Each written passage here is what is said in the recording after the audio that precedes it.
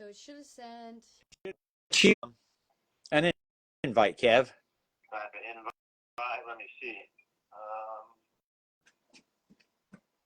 Oh yeah, here we go. Well, yeah, like to. All right, well, hang up and see if it'll work. Yeah, let me click it. See, I probably need to hang up, don't I? Yeah, probably. All right. All right, bye. Okay, let me hang up. All right, we're just waiting for Kevin to get on here. See if this works.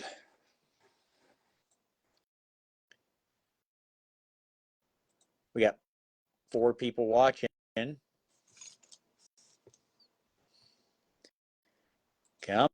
on, Kevy.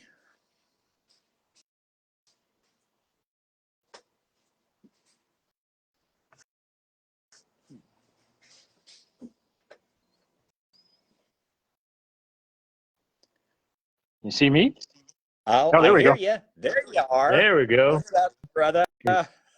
See the background? I can see the background. There's a certain Oh, yeah, there's a certain machinery there. titanium chassis drag bike. Yeah. Hell yeah. All right, Kev. Curious how long this battery will last. Yeah. Yeah, well, and I've only got 70% on mine, and you got what on yours? I got 50. All right. Well, we'll just go until we get tired or the phones go dead. Right. So, for everybody watching that doesn't know who you are in the industry, give us an overview, buddy. How did you get started in all this stuff? How did I get started? Well, probably from my my father and my uncles. Mm-hmm. They started racing micro sprints and racing everything you could think of: dirt bikes, snowmobiles. So ever since a kid, I was, riding snowmobiles and riding dirt bikes, and then they got into racing the micro sprints. And then in '85, when I became old enough to drive one, I started driving in a micro sprint in '85. And so basically it just kind of spiraled from there.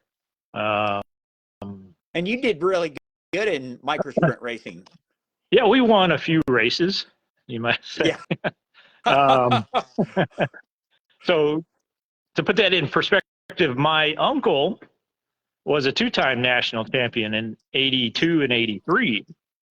And my dad was basically the crew chief and also a driver too. But he would run a backup for my uncle. Mm-hmm. And so when I started driving in 1985, I believe, we started out with one of his old cars, and I still have the old car.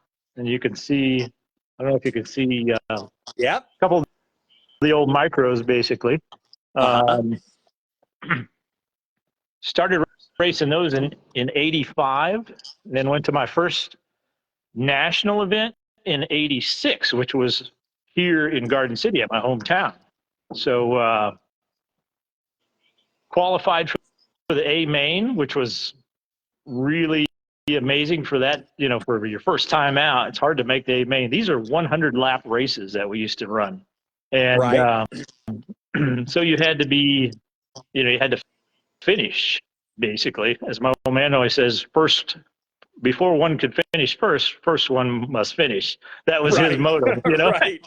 And so he worked on, their motto was to, the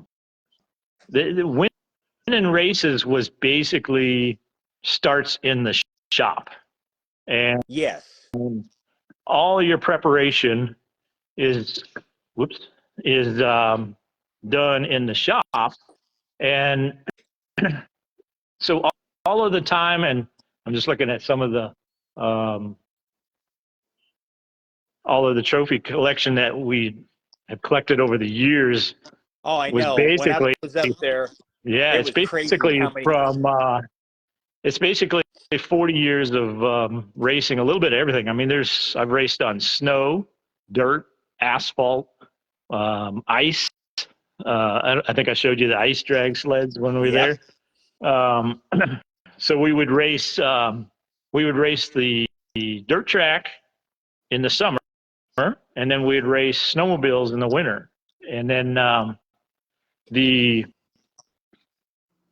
basically mostly drag racing, but they did oval snowcross. My dad and my uncles way back when I was a little kid.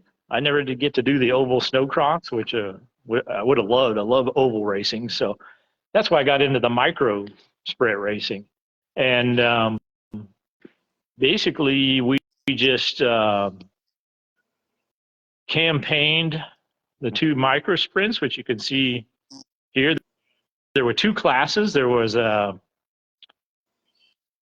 double A twin, which I think I told you about. Those are the TZ 250s. Right. And I don't know how many your followers are experienced with a TZ. A TZ 250 is the road racing version that Yamaha builds just for road racing in a motorcycle. And we would take those motors, put them into a little micro chassis. And they were only 250 cc's, but they would make somewhere around 80 horsepower on gas. Yeah, they were amazing, crazy. 13,000 RPM. And then the TZ 350 is the forerunner to a Banshee motor. A Banshee is just an old TZ 350 that's been detuned, heavily detuned, and adapted for a four-wheeler, basically. But it's almost identical. Most of the parts are swappable. You can swap them out. And but the TZ 250, the newer ones that we had ran, were quite a bit more sophisticated, and they were just basically bare bones motors that there was no frills. They were all business. And then the YZ 250 is the one that we ran in the single class. So but yeah, we my first championships were back to back in 89 and 90, running the TZ 250, and I won the national championship those 2 years with that with this car right here, actually. And then we started pioneering the EFI in about 1990. And what was the first thing that you put that on? The first thing we put it on was this car right here. This car, I don't know if you can see, but it's that is a YZ 250. Okay. And we had so much trouble trying to supply fuel to the engine. A micro sprint has a kind of a unique challenge. I don't know if you've ever dynoed. Have you ever taken any of your motors and had some guys standing around and then just hold the motor wide open on a dyno for like 30 seconds? Have you ever done that? No. Well, if you do, people start running for cover. So, because it's something that just not normally you would see, and it's intimidating. But a micro sprint, when you race them, you might go 30 laps wide open, never lift, and so those little motors would basically are just like a dyno, a brutal dyno session for 30 minutes. So you imagine dyno and a motor for 30 minutes wide open. Wide open for 30 minutes. For 30 minutes, yeah. That's what the kind of torch. And then throw in another mix. Throw in 2 G-forces of cornering. And what happens is your fuel sloshes over to the side of the float bowl.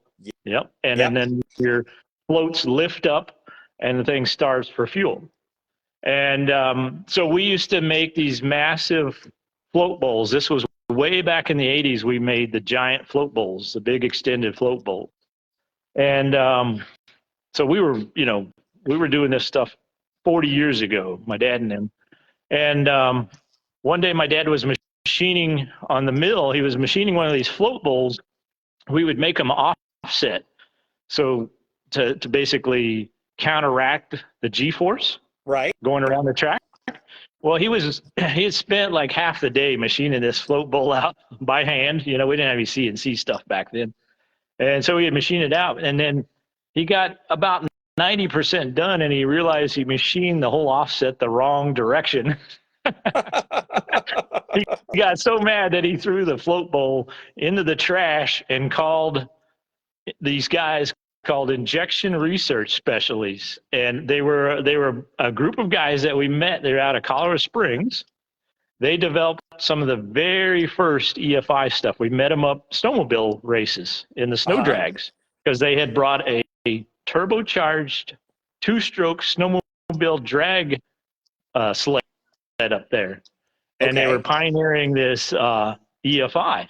And of course, it immediately caught our attention. And so we started talking with these guys and working with them. And they sent us a kit, you might call it, a snowmobile kit. Let me see if I have one of the ECUs. But yeah, it's the snowmobile kit was something that they had pioneered out of Colorado Springs, and they did it for several years. They started in late 80s, probably 89, 88.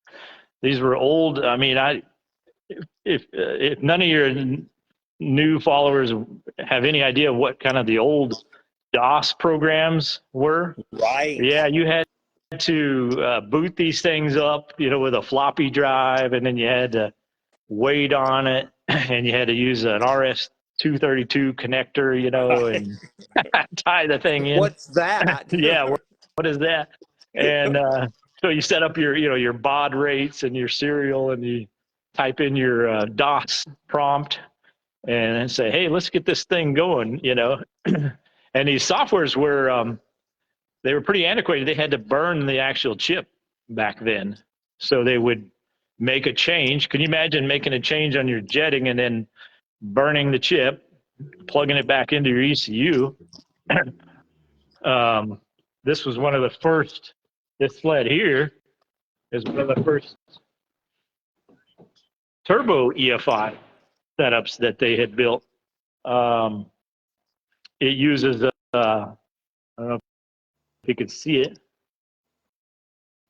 but it uses a modified version of their ECU to basically accept the boost.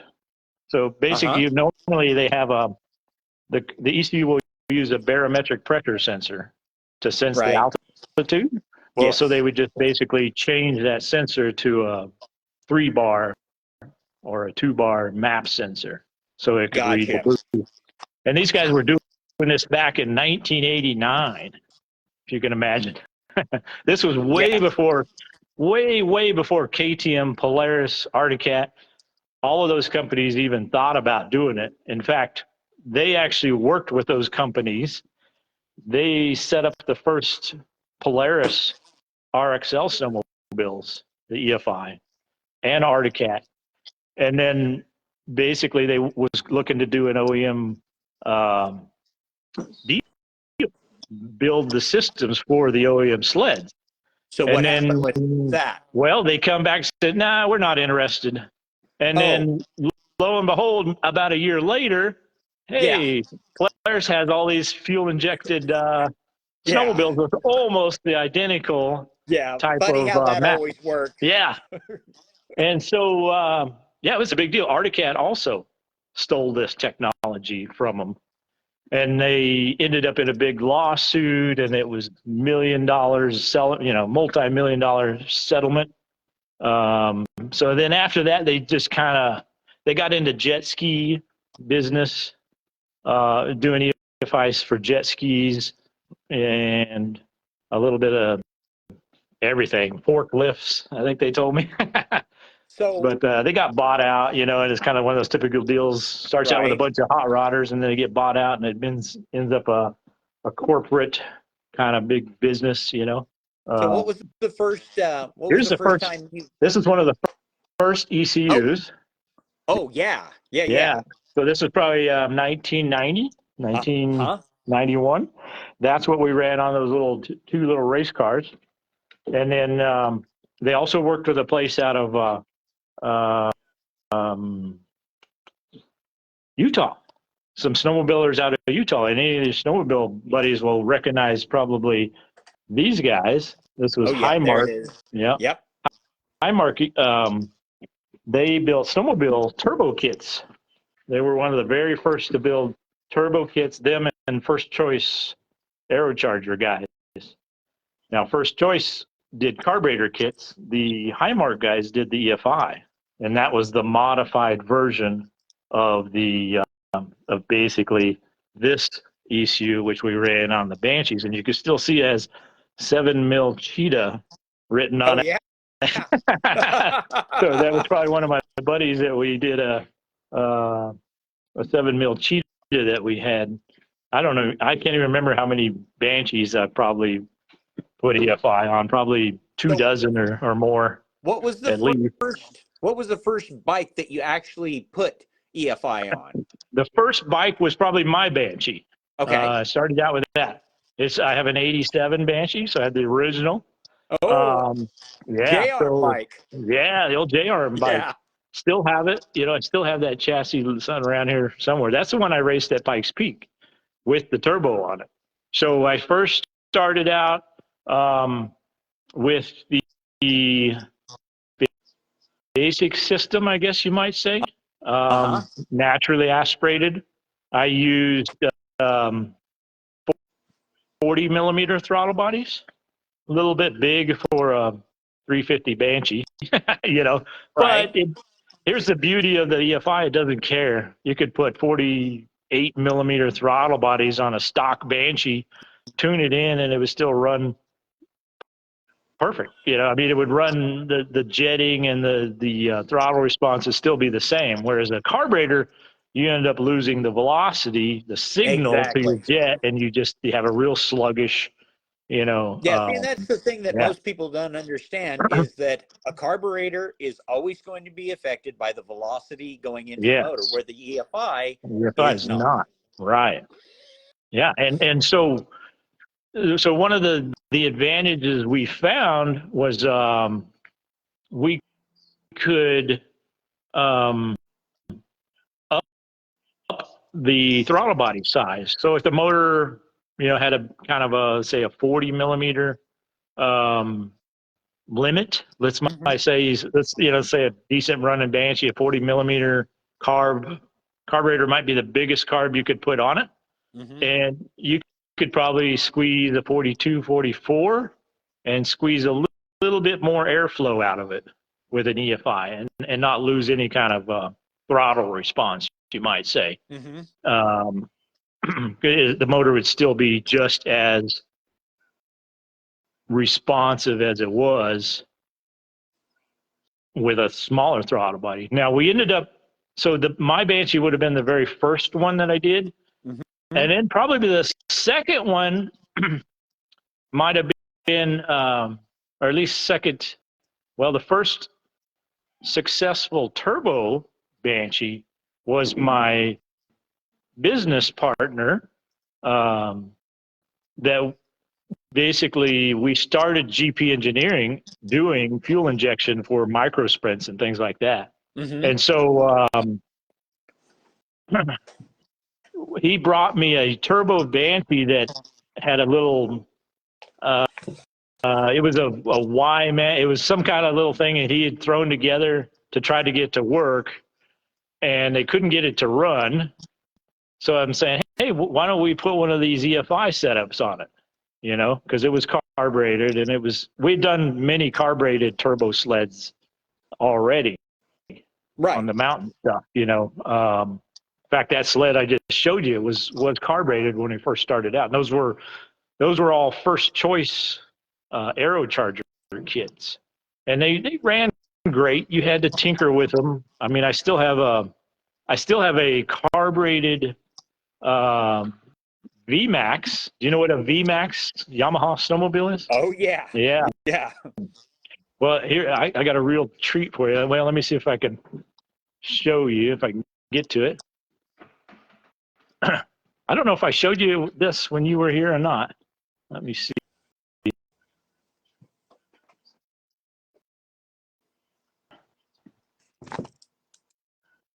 Probably too dark over here.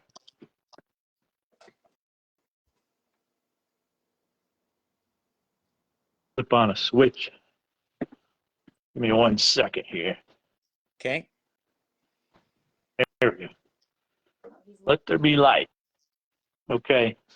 So we had a first choice. My uncle had 2 of these, basically. This was my uncle's sled that we drag raced. We did a lot of snow drag racing in Colorado before we got into the ice racing. So here's a VMAX sled. I don't know if you're familiar with it, but hard to see. Yep. Let me see if can I switch the camera on this? Yeah. I'm not sure. Yeah, I Should be able so. to turn it around. There we go. There Okay. you go. Yeah.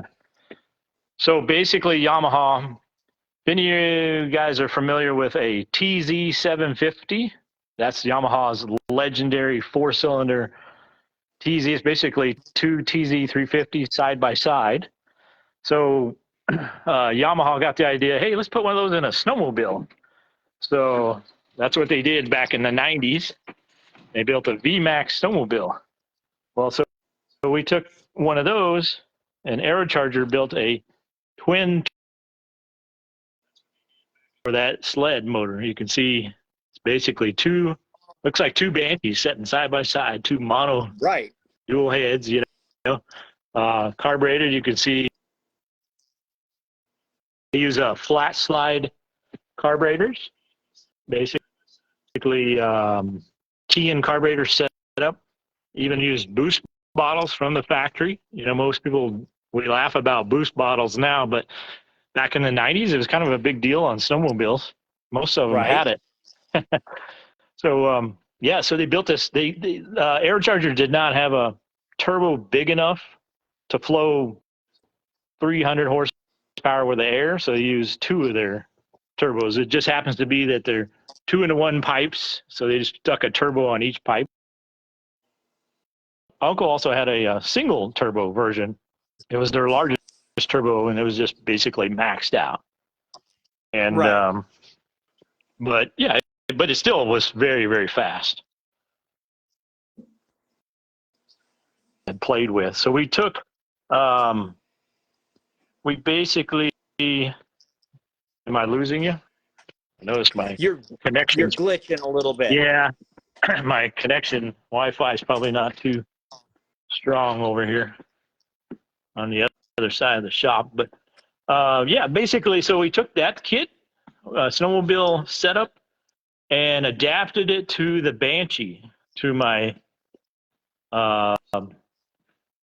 is basically my business partner at the time when we first started GP Engineering. And say, hey, can we make this thing run? You know, it had a carburetor on it. And so we stuck one of these EFI kits because I'd already made it work on my Banshee. And so we basically used the modified version of the Highmark ECU to run the boost, I guess you might say, to be able to boost compensate. And when it had I don't know, did you ever, you're familiar with the 2-in-1 manifolds, right? You know, the Trinity and some of those. Yep. This had some kind of a Y manifold. I don't know what it was. It was not a 2-in-1 like the Trinities or the other ones. It was just a Y, and it had a single throttle body on it. And so we stuck 2 injectors in each port and fired this thing up and got it running. And then we got it on the dyno, and the very first, you know, did I lose you? No, I'm still here. Okay. Yeah, so the very first dyno pull, the mighty EFI Turbo Banshee made 7 horsepower. I can imagine You can imagine our disappointment, you might say. Right. Um, but yeah, so we worked on it, and we finally concluded this thing would drop a cylinder. It would just randomly drop a cylinder, left, right, didn't matter. So I finally concluded it's got to be something to do with the Y manifold. The air was just basically channeling one side to the other. And so I tossed all that in the scrap pile and grabbed some of the IRS throttle bodies that we had used on the snowmobiles and made an air box for it. And lo and behold, it starts to run. Starts making 8-10 pounds of boost. And so we just started from there, and many thousands of dyno hours later, we started making some real power out of those crazy little 350s. So I know some of the questions that have been put forth today is, what is when it comes to the 250R single, what are some of the benefits that you see are going to be? And I know you can talk about this because you put this on other singles. Right. What kind of benefits are we going to be looking at with putting EFI on the 250R singles? Well, most of the benefits that I've found, I've done dirt bikes, I've done four-wheelers, 250Rs, 250R powered micro sprints. Mm-hmm. And every one of them was the same. The EFI basically will improve the throttle response like you would think it would, but it does more than that. It keeps it consistent. Basically, the motor will act like a bigger CC motor is what it acts like. It just has so much more bottom end than what it had before. The TZs, when we injected those, they were amazing. A TZ is notoriously a little pipey motor, has no guts, I mean, you got to slip the clutch to get it to go around the pits, But with the EFI, the thing would just take off and putt around the pits like some kind of a little pit bike, Right. And so the YZs and the PRXs were the same thing. The first thing you notice is basically how much low end torque that you get.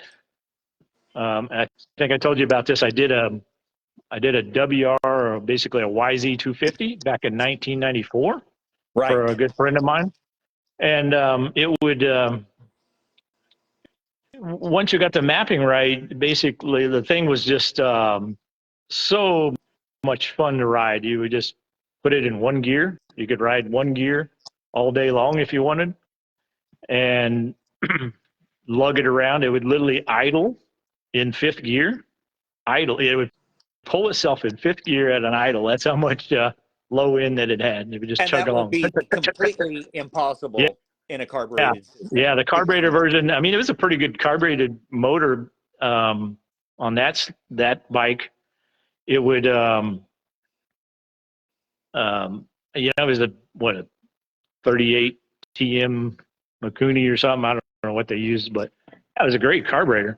But it would, if you ran it, in other words, if you ran it that rich to get the kind of low end torque, it would foul the spark plug.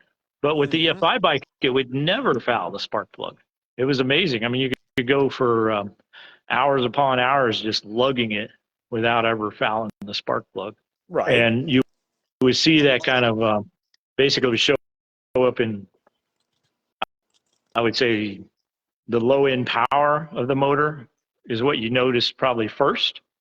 But you could also, there were three things mainly. You would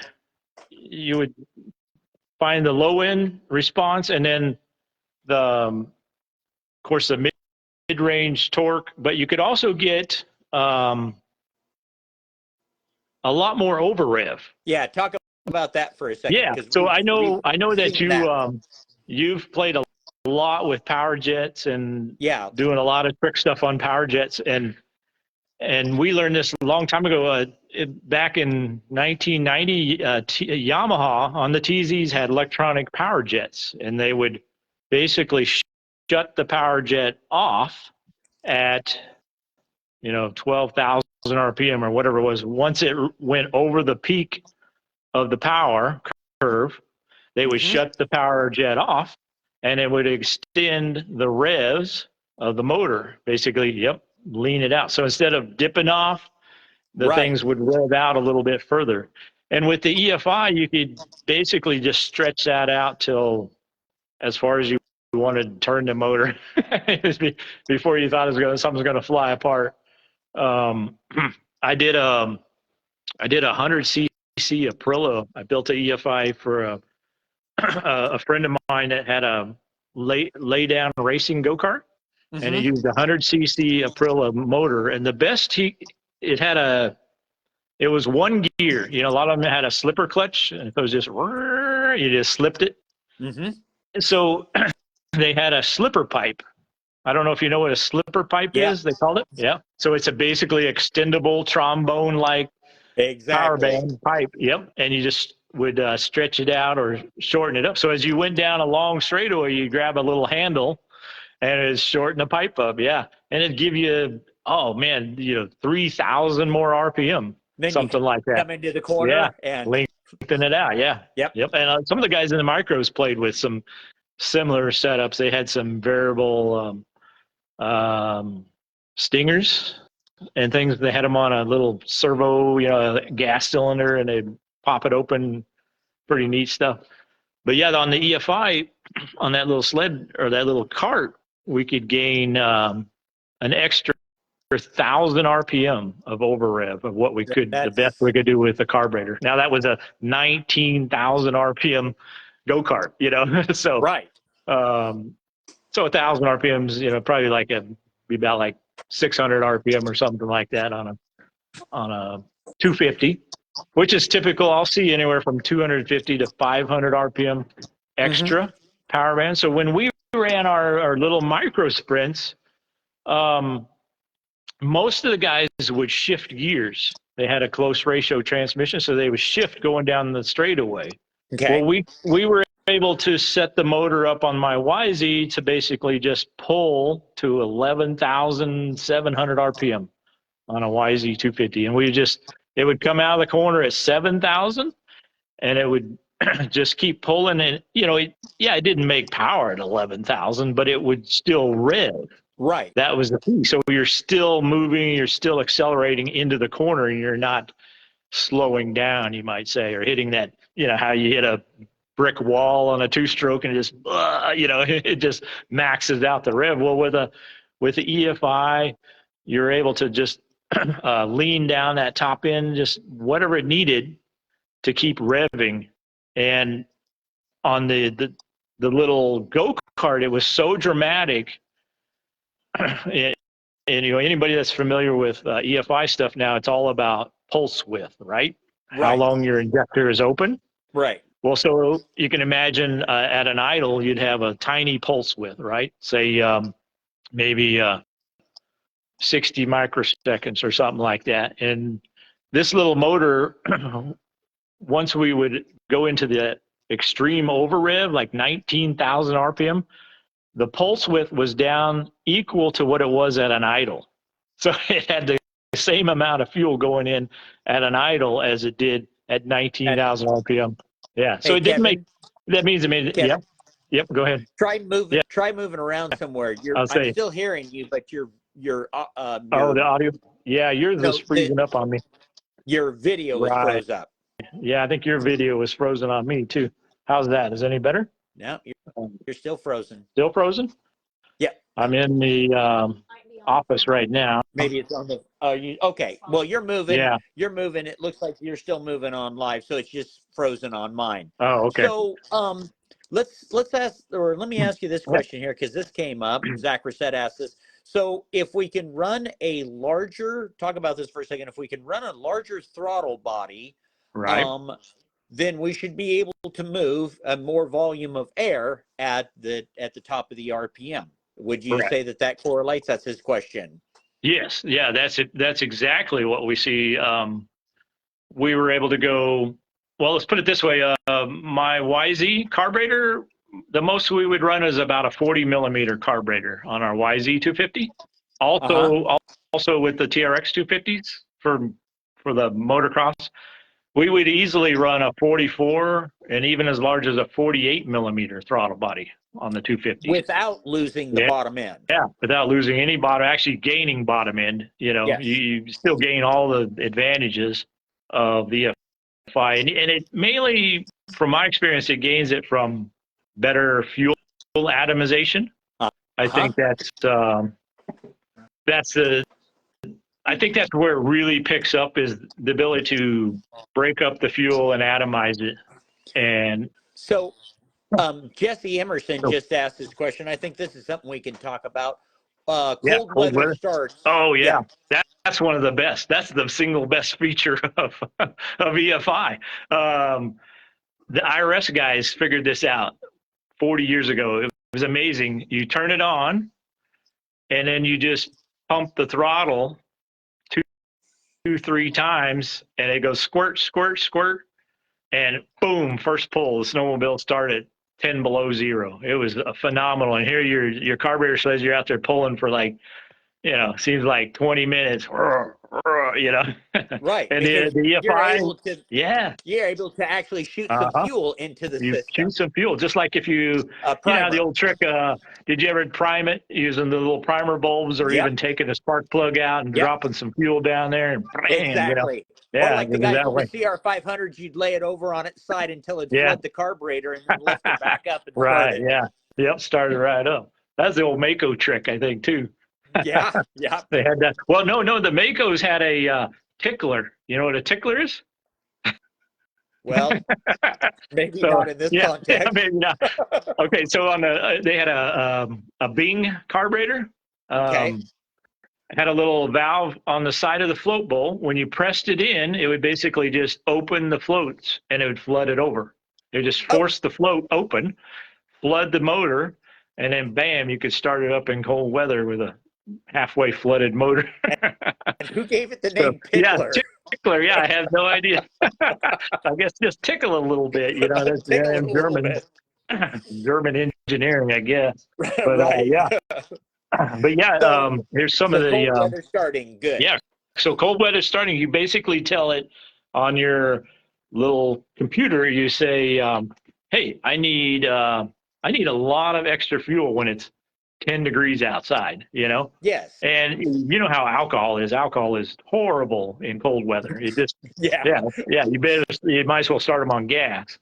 But you could theoretically pump enough in there that you can get them to start even an alcohol motor in cold weather. And that was that was so nice on the snowmobiles. I loved it. That was one of the best features. You just sit there and just click, you know, pulse the pump and just hear it squirt, squirt, squirt. Bam, first pull almost every time. So that brings me to the next question, because this has come up a couple of times. Right. Using an O2 sensor on a 2-stroke. Right. Now, talk about your experience with that. Yeah, you know, because we were one of the. I know what we do here on the dyno. But let's talk about how we can, you know, how some of that translates over to EFI live on a bike and some of it won't, and the reasons why it's important and not important. Yeah, well, O2, you know, O2 sensor technology and EFI has come a long, long way. It's amazing now what it'll do. It'll just basically tune it for you on the street cars and the motorcycles. You know, you just got drive to tune functions and things like that. It basically will build your map for you with an O2 sensor. And we were one of the very first people to use an O2 sensor. It was the old narrow bands, if you remember those, back in, what was that, mid 90s? Yeah. We had all the wideband. Yeah, we had it. We had Haltech, the maker of they were one of the original EFI guys. They made a narrowband O2 sensor that had a little bar graph, and we stuck this thing in the belly of our pipe, and then we had this little bar graph sensor that basically show you either rich or lean. That's all a wide or a narrow band was. It would tell you whether it's rich or lean, which sometimes that's half the battle, trying to figure out. Right. And so, so we had this thing, and I had it up on my roll cage, and I could, when I was racing, I could look over there if it had a bug or something, or a misfire. I could look over there and see, hey, was it rich when it's doing that, or was it lean? And so, we've used O2 sensors for the two strokes, and now they're able to integrate it in with the ECUs. This was just a standalone readout, it's just a rich lean indicator is all it was back then. Now it actually ties into your ECU and ties directly to each map value if you want. One of the problems with that on a everyday basis is they're kind of like a spark plug. They will foul out, and they're worse than a spark plug because there's no heat not as near as much heat as there is in inside the combustion chamber. Right. So their life is very short if you try to use them. And it's even worse if you try to rely on that information to correct your jetting. Right. Yeah. So if you're relying on a bad sensor, you're going to get bad jetting, basically. And so you got to be really cautious with the O2 sensors. So they're much better for two strokes. Even racing four strokes, our guys would always, the guys that we deal with now recommend to turn them off when you're racing, because you don't want a false signal to mess up your fuel curve, basically. So that's the best advice I could give is use them on the dyno, use them as a tool for jetting, and set them up so that, like, I think your setup is one of the best, where you filter out the oil. Right. You basically are pulling the exhaust up to the sensor. Getting all the oil into it. Because the oil just kills them, and they just, even though they're heated, they're not heated enough for oil, to burn off. Yeah. Well, that's the reason 10 why to 1, 15 to 1 castor oil, just like, right. just nasty. And, that's one of the big reasons why I did the design on my dyno the way I did, is because in previous iterations, O2 sensors just didn't last very long at all. Yeah. Now I can get, in the last 3 years, I've put 2 on it. So, but that wouldn't be the way that I did it. Wouldn't be practical to be able to do that on a bike. So if we're going to put EFI onto a 250R, we're not going to be using an O2 sensor, but we can reliably, or we can rely upon what other factors? Because right now we've got barometric pressure. Right. We're looking at intake air temperature. Yep. We're looking at engine temperature, water temperature. Right. So those two right there, the baro and the air temperature, give you what? The relative air density. Is that right? Exactly. You get I think you rad. it gives you the rad. And you know what was interesting? This whole setup, way back when, had a rad value, basically right on the screen. And it would tell you what it's reading for the relative air density. And you'd put your air temp sensor in the air box or the air filter, depending on what you had. And then it would read that baro sensor. Now, one of the things we learned even on carburetors, if you had a baro sensor under the hood of a snowmobile, at about 80 mile per hour, there would be a pressure rise from underhood ram air effect. Right. And it would throw your jetting off. It'd throw carburetors off, because carburetors are extremely sensitive to barometric pressure, the float bowl pressure. And so they had to vent, float bowls all the way up to the air box. That was standard procedure. And it's the same way with EFI. Basically, your baro pressure will go in your air box or your air cleaner if you want. And so you look at temperature, baro pressure, throttle position, and RPM. That's the form. And then sometimes water cooling or water temperature. And water temperature basically tells you, hey, do I need to choke this motor? It's cold, so I need to add the fuel enrichment, which would be like pulling the choke, on your carburetor, because it's cold. Or is it too hot? The old system, a lot of them do have a overheat protection. So if it starts to read, 200 degrees, it can go into basically a engine save or a limp home mode, and it can just start pouring fuel. I actually did this at the 94 Nationals in my TZ. I had problems with something. We had to swap pistons or something like that. I can't remember what the problem was, but we were in a big hurry to try to make it for the next race. We forgot to put water in the engine, and I ended up running 10-lap heat race with no water in the engine, and it never seized up, which is amazing for a TZ because they'll seize up. Yeah, a TZ will seize up if you just look at it wrong. Look at it sideways. Yeah, it's like, Right. I'm done. Yeah. Yeah. And it was so rich. The sensor, I think it was on that system, it used engine crankcase temperature sensor, and it used water temp, and of course it just immediately went into a limp home mode, and it just started going like a 50% enrichment, and it was just blowing smoke, and it just completely rich. But it saved it. I got a question here from Shane Coates, and his question is, so would EFI jet itself in an elevation change? Yes. Of course. Because it still knows what the barometric pressure is. Right. Yep. So snowmobiling, it's very common to start out at, 6,000, 8,000 feet and go to 13,000. And Pikes Peak, we went all the way to 14,100 feet with our EFI bikes. And it just will keep your fuel mixture right where it needs to be. We actually hauled, I don't know, I think I told you the story, but my buddies in Wichita, we hauled a dyno jet all the way to summit of Pikes Peak when we were racing. Yeah, we were racing the Banshees. Yeah, talk about what the horsepower loss was. So we had, I think we ended up having a 60% horsepower loss. So we had a roughly 100 horsepower Banshee that was making somewhere around 40 at the tires.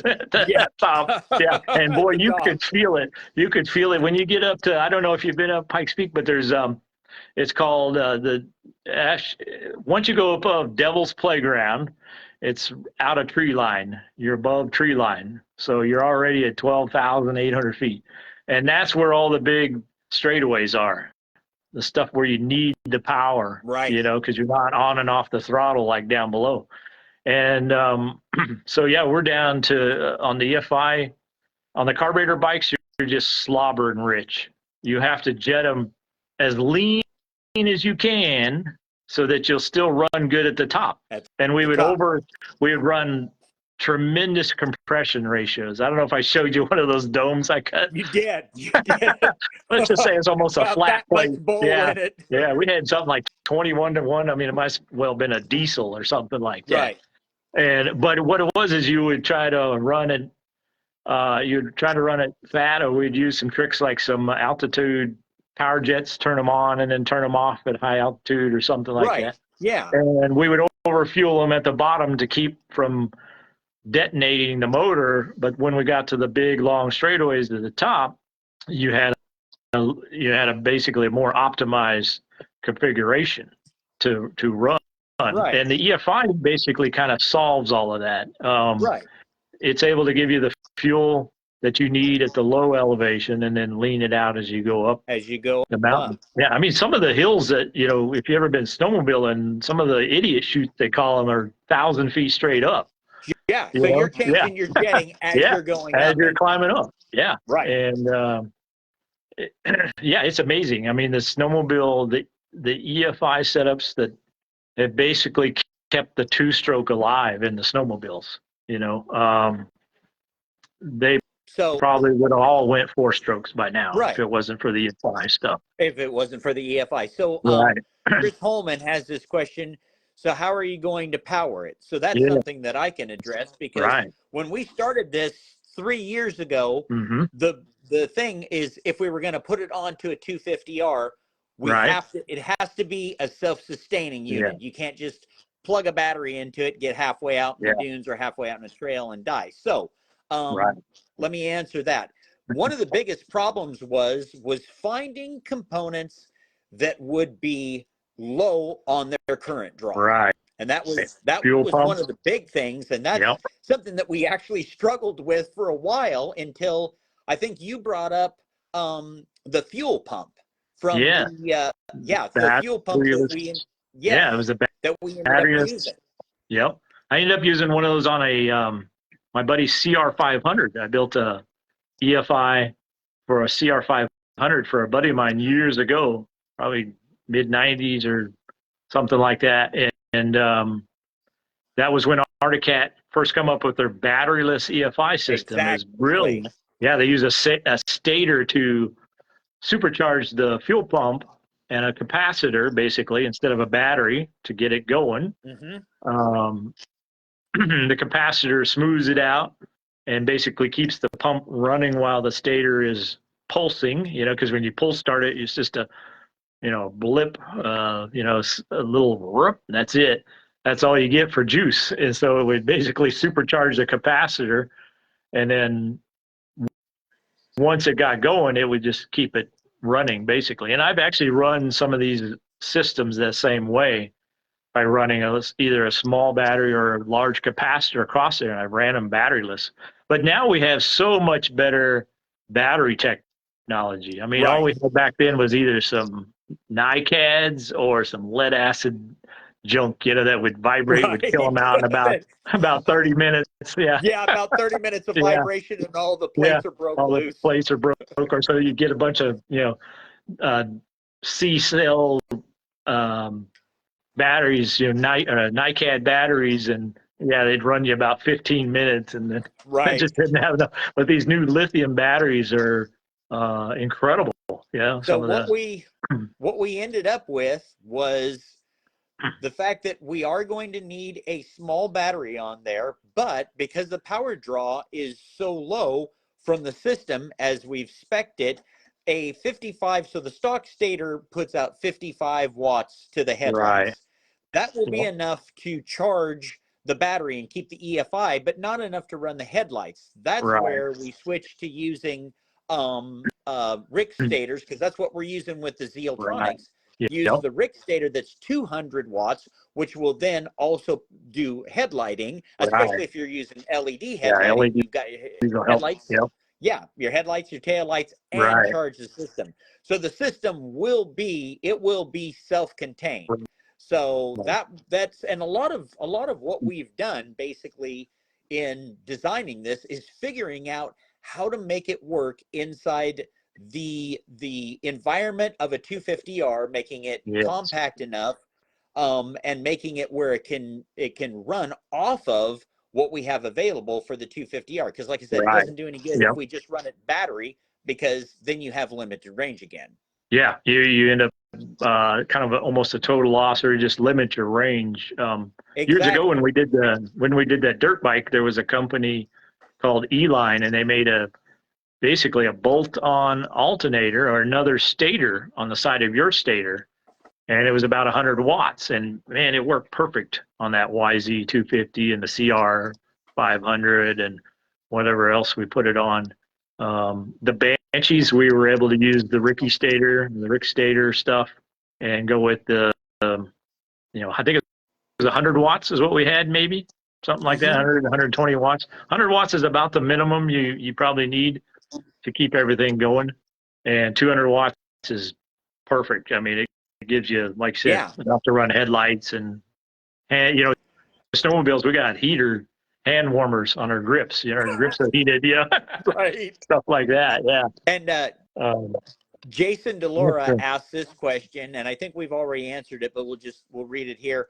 Once you get the base map done on the dyno with the O2 sensor, how does the system regulate itself? Well, that's once the base map is done, then it's going to use the barometric pressure, the air temperature, water temperature, throttle position, and then because it basically knows the rad at that point.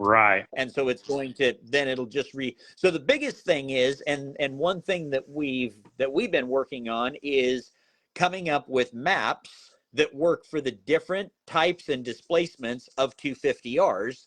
That way right. somebody can, have a base map Yep. and start out with there, Right. And then let's see here. I've got another question. Well, what do you think moving forward with using the EFI systems? How much is that going to, in your personal experience, how much is that going to change the two-stroke 250R versus like a four-stroke 450 game in being able to have this increased bottom end, more over rev? More over How do you rev. think that? Yeah, how do you think that's gonna, in your experience, how do you think that's gonna change that game? Well, I would think it would change it. I think it would be a game changer because one of the things that the four-stroke has on us on a two-stroke is the ability to extend its power band. They can pull from 7,000 all the way to 14,000 or something like that. So they've got this 7,000 RPM power band. Yeah. And so what that allows you to do is it makes it easier to ride. You don't have to shift all the time. I don't know if you're familiar with the old, remember when it was Honda or one of those got into the road racing and they built a 20,000 RPM 250, but it had such a narrow power band that it had something like 9 or 15 gearbox speeds or something like that. Yeah. So, and snowmobiles figured that out a long time ago with a CV clutch, continuous variable. You could build narrow power bands. But yeah, so on a 250R, on that type of motor on a single two-stroke is you can basically extend the power band out. Let me tell you this. I used to race my YZ250 against our 600 micro sprints. I actually qualified second fastest in the 94 Nationals with my identical clone I qualified pole position in my YZ250 in my single class, and my uncle had basically a clone of that car that I showed you earlier, and we raced that against the 600cc. These motors were, 16,000 RPM motors, and they made 120 horsepower versus my 70, out of my YZ. But I qualified second. Unfortunately, I got took out on the first lap, got my chain knocked off, but it would have been more than competitive. I used to basically just roll through the corner faster than they are, and then I had enough of a power band to basically stretch it out going down the straightaway and keep up with them. As long as you could just keep up with them at the end of the straightaway, you could pass them in the corner. And that was the advantage of the EFI, just extending the power band out by another 500 to 1,000 RPM in some cases, depending on how far you want to stretch them out. Do you know a YZ250 can actually rev to 12,500 RPM? I found that. I'm sure you've taken it there. Yeah. I found out just one day to say, hey, how far will this rev? So I just kept holding it down, and I hit about 12.5, and I thought, that's enough, but something's going to break. So now that's only a 68 millimeter stroke, so a little shorter stroke than the TRX. But hey, my Sabertooth